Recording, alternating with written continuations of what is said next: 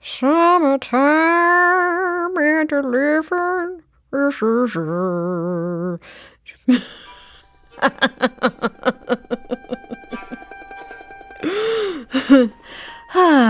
It's summer. Time to travel to a beautiful location, relax, and enjoy some music. Which apparently is what all of the classical musicians do, because we can't find any to do classical classroom episodes in town. So, we headed to the hills. And lo, we discovered there are these magical musical oases, whatever, called classical music festivals. Every summer, students, performers, and orchestras spend their supposed time off making yet more music. Each year, Classical Classroom is going to highlight a different festival. This year, we traveled to sunny Santa Barbara, California, to the Music Academy of the West. So chill out, hang 10, insert other surfer phrases, and enjoy this Classical Classroom Summer Music Festival series.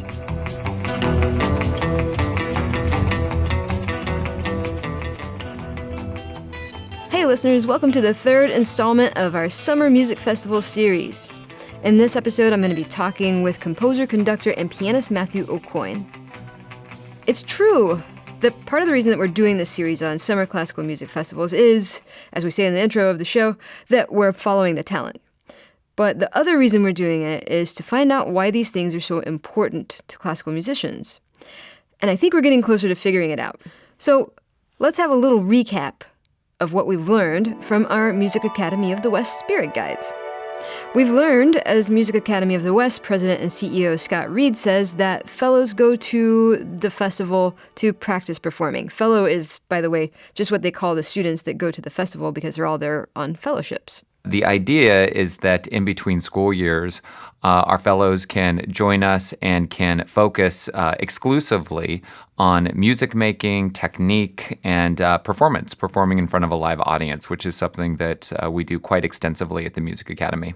Matthew Sino, who's a viola fellow at the festival, says that in addition to learning how to be better performers, people go to these festivals for professional development, to make connections with others in their industry.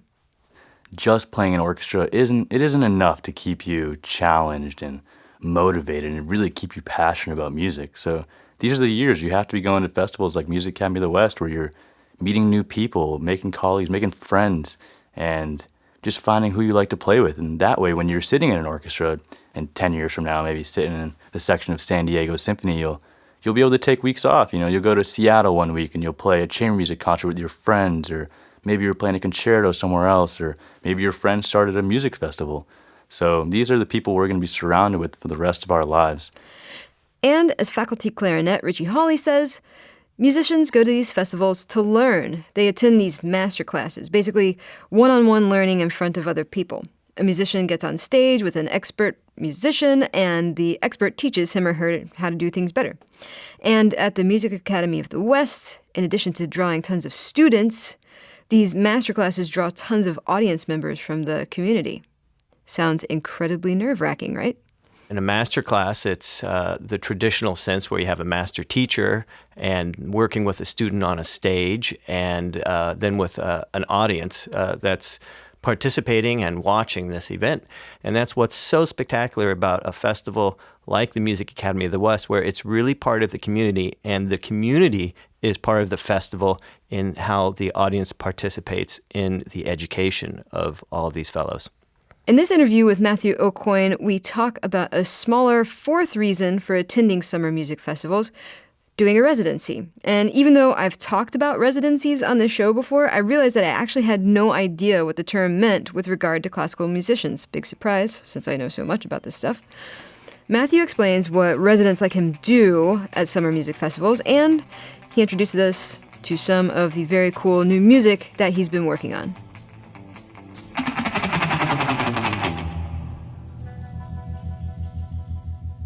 Hello, everyone, and welcome to the Classical Classroom. I'm Dacia Clay, and here with me today is Matthew Aucoin. He's a composer, conductor, writer, and pianist.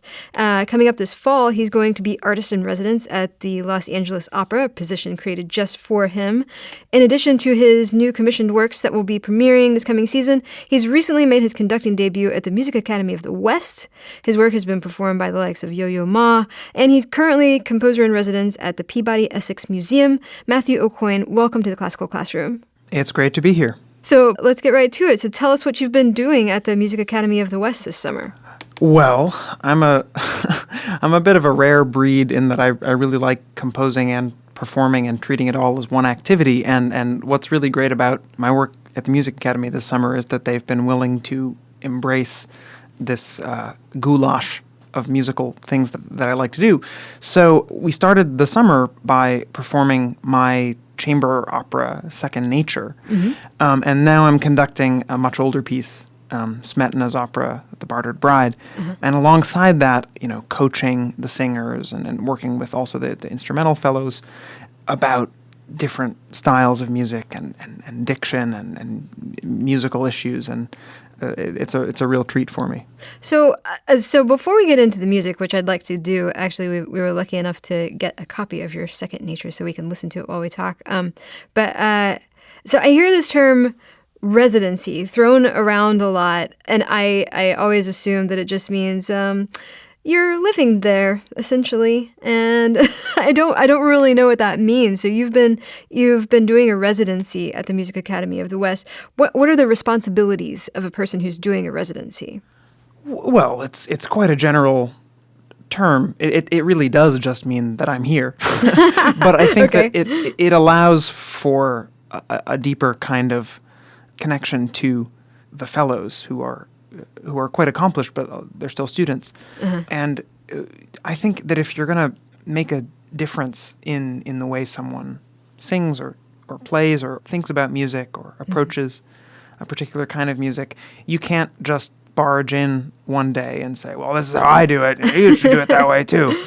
You need to get to know, not just their voice, but their spirit, and their mind and the way that their body works, because singing especially is a really physical thing. Your instrument is inside of your body, right? And so it's quite personal, and I think it would be wrong, especially working with young singers, to do anything but a residency if you want to actually get to know them. Wow, that's so cool. So a residency essentially gives you the ability to really be with the people who are in that organization or in that company or wherever it is that you're working.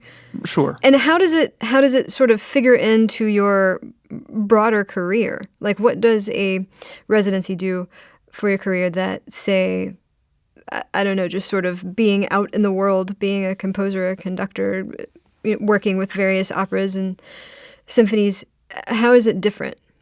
Well, composing's a lonely business, but there's no way around it. It's you and the empty page or empty screen, if you prefer it that way.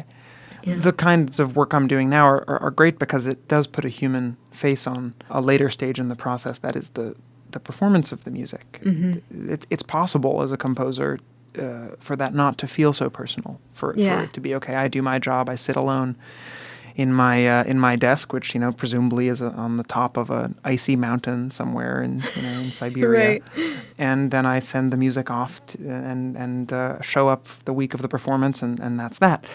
These kinds of residencies, you're right to notice the pattern. They are sort of defining my next couple of years. They allow me to engage with the people who will be playing my music and with whom I will be performing it at a much deeper level. Yeah. And, I would make a distinction between these kinds of positions and the kind of job of, say, a music director or principal conductor of an organization. Because in some cases, if one were to do that, there would be no time left for composing. So these residencies strike a middle ground that makes me very happy. I see. Wow. So it's a really, really unique opportunity. I'm interested, too. You kind of touched on, you're working with people and getting to learn who the performers who are performing your music are. And you're coaching them, I'm assuming. And but you yourself are a very young person in your field. You're 26, is that correct? That's correct, yeah. And a lot of the people at the festival they're in their early 20s. What's it like to sort of be the authority figure amongst people who aren't that much younger than you? Like, what's that dynamic like? It's a good question. I tend to feel that the age issue evaporates as soon as you start making music with someone. Yeah.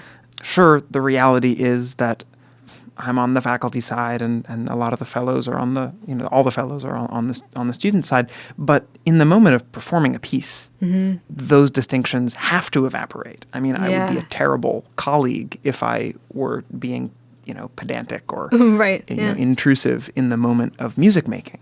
So it's only a problem at the sort of social level and not at the level of the actual music, because that always transcends those kinds of questions. Yeah.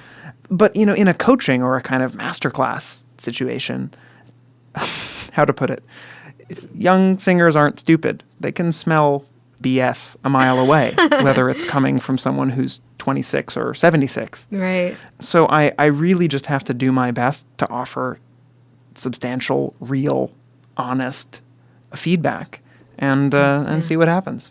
So you just work at being your genuine self and hope for the best. And that's an interesting observation, that when you're actually doing the music, which is the whole point of all of this, it evaporates. I mean, my job is Yeah. in a weird way to make myself invisible, to inhabit the music so completely that no one is thinking about who the messenger is. Right.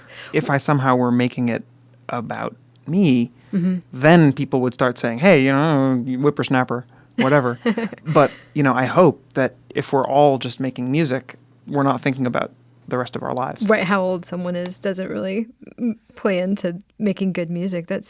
Well, speaking of music, we're about to hear some of your opera, Second Nature. But before that, can you sort of set it up for us a little bit and tell me a little bit about the opera? So Second Nature is it's a dystopian fairy tale, which is set about 100 years in the future. It was commissioned. It's by far the most specific commission I've ever written. Commissioned by the Lyric Opera of Chicago as a small-scale chamber opera for 5 or 6 singers and 3 instrumentalists. And it had to be under an hour long. And the premiere was to take place in the Lincoln Park Zoo in Chicago. Wow. And when they approached me about writing the piece, Anthony Freud, the general director at Lyric, said, it doesn't have to involve wildlife, but if you're inspired by the fact that it's going to first be heard in a zoo, run with it.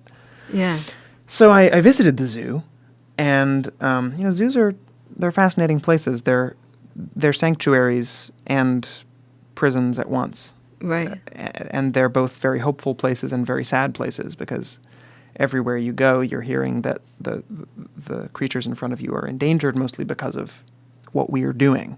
Mm-hmm. So wandering around this very beautiful zoo, my mind turned to what we're doing to the planet and all of that.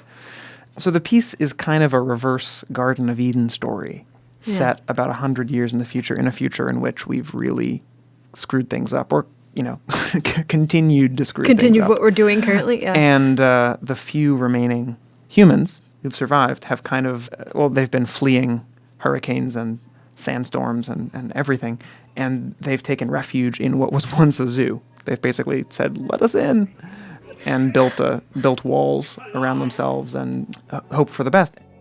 There was once an age when people didn't live in one big cage. Their life was meant for animals, not for the likes of you. They used to call a place like this a zoo. A zoo, yes, full of wild things like these, which all your kind would come and see. You played with nature, then nature played rough. Suddenly and suddenly mankind didn't seem so tough. Rising tides out winters and harvest for the farmers. I must admit it felt like karma. And it's about two kids. The opera is about two kids who were born into this world, having been fed all kinds of lies about why this is actually desirable, why this is actually the only way to live. And then the ape who lives next door, there's still an ape from back when it was a zoo, starts talking to them. He's been secretly growing a real tree, which is illegal. My tree bears the most delicious fruit. Would you like to try?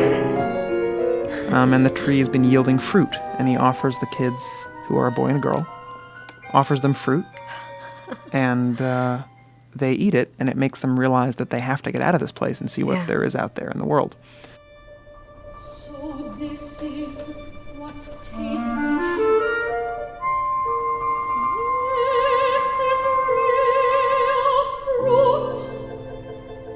The tender skin. The flowing juice, which was bound within. Liquid of life. Now it is spilled. Wet and bright. Bites it raw to eat it. But worse to waste. Take, try it.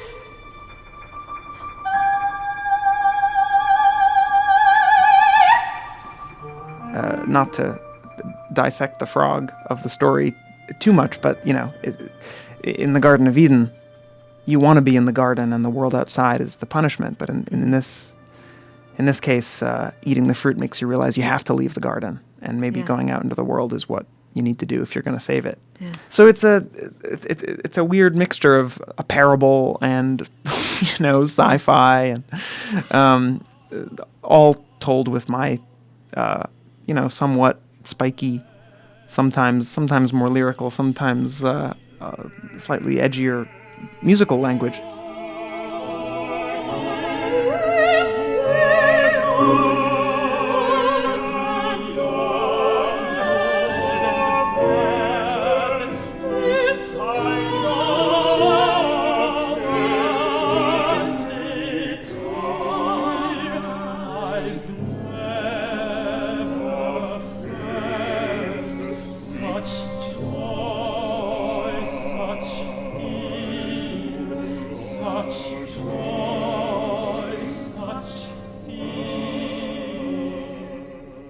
So it was interesting doing it at Music Academy for an audience. We did it twice. Once for an audience of about 400 kids from a nearby summer camp, and then we did it for an audience of adults. And I was totally nervous about doing it for all grown-ups because it wasn't really written for that kind of evening, everybody's dressed up concert setting. But I don't know, the grown-ups may have liked it more. I'm not sure if that is a success or failure on my part. So did you also write the libretto?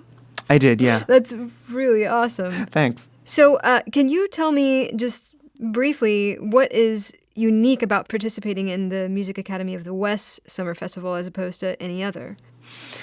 The Music Academy, of course, has a really strong history for singers, from Lotte Lehmann through Marilyn Horne, through whose interest I got involved here at the Music Academy.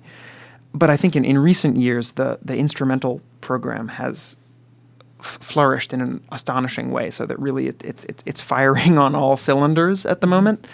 I think the thing that sets it apart is the master class, which is a common enough concept now in the classical music world. The master class being like a public lesson where a student plays something and a master teacher offers pearls of wisdom, hopefully in a way that is both useful to the student and interesting to an audience, an audience of not just musicians.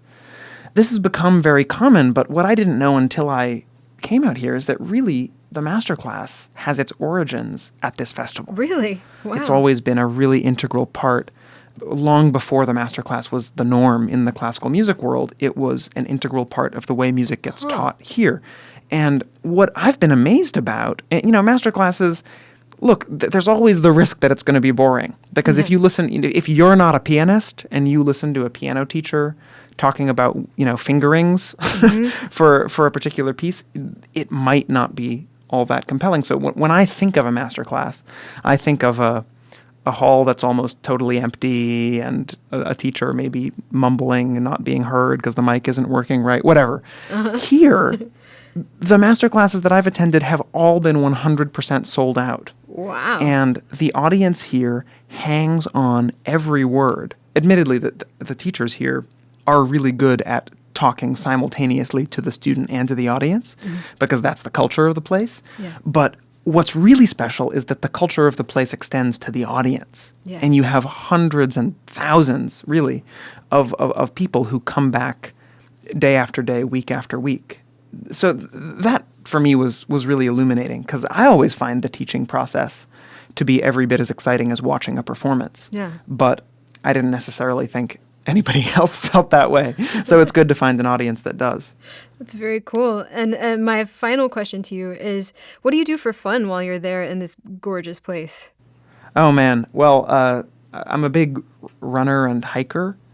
At the moment, I'm still based in New York, but one of the major selling points, both of the Santa Barbara area and the LA area, is just the unbelievable quality of the hiking and the ease of just slipping out your front door and walking up a mountain. So I've been really enjoying that, escaping the campus every so often. Awesome. Well, Matthew Aucoin, thank you so much for taking the time to come and chat with us in the Classical Classroom today. I know you've got a crazy busy schedule, particularly today, so I really appreciate your time. Totally my pleasure, Dacia. Thank you for having me. All right, everyone, that does it for this episode of Classical Classroom. For more Classroom, go to houstonpublicmedia.org/classroom. You can follow us on all of the social media that you can find on that page. Let me try that sentence again in English. You can follow us on all the social media that you can find on that page. Send me an email at dclay@houstonpublicmedia.org. Subscribe to us, rate us, and review us on the iTunes. Thanks today to audio producer Todd, the Bartered Todd Hulslander, for making us sound nice. Thanks to editor Mark DiClaudio for his piercing metronome eyes. Thanks to Matthew Aucoin for being here today. Thanks to Kate Oberjat over at Music Academy of the West for all of her incredible help with these episodes. Thanks to me for saying words, but most of all, thanks to you for listening. We'll catch you next time.